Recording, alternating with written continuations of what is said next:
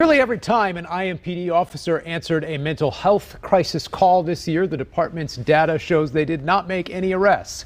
People are getting help they need instead of going to jail, according to police. Now, think about that. It is much different, a much different narrative than what you may have heard recently.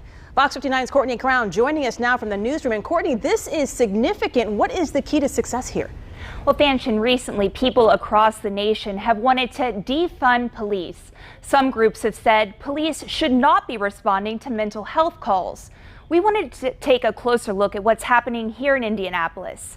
IMPD's Mobile Crisis Assistance Team is partnered with a licensed social worker or counselor every shift. These officers spend extra time with a person in need, and that makes a huge difference.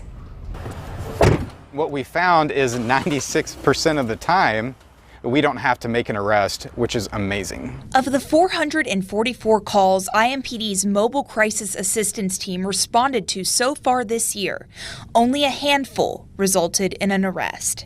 MCAT comes on scene when a fellow beat officer needs help assisting a person in mental health crisis. Coming in with a different look other than just in a police uniform, they're right away recognizing the fact that we're in a different uniform. We're kind of like a different police officer to them. 3 MCAT officers work each weekday with a licensed clinician from Eskenazi. They partner with the National Alliance of Mental Illness and Gleaners. These officers have more time to spend with a person in need than fellow beat police do. They are very busy, so sometimes they don't have a couple of hours to spend with somebody. Okay, to spend on the phone with their doctor or their crisis care team or something like that. MCAT officers most often respond to people attempting suicide or self-harm with mental health issues and substance abuse problems. What kind of treatment they're in, where they might get treatment, medications they might be on.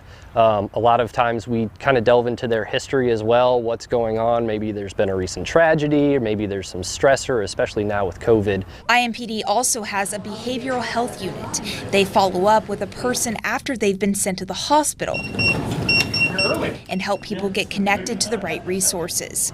So far this year, they've made nearly 3,000 follow-up calls. We want to get to the root of these problems. If you find yourself in a mental health crisis, officers advise you to ask for a crisis intervention officer. There are hundreds of IMPD officers who are specifically trained to help. Reporting in the newsroom tonight, Courtney Crown, Fox 59 News. Okay, Courtney, thank you.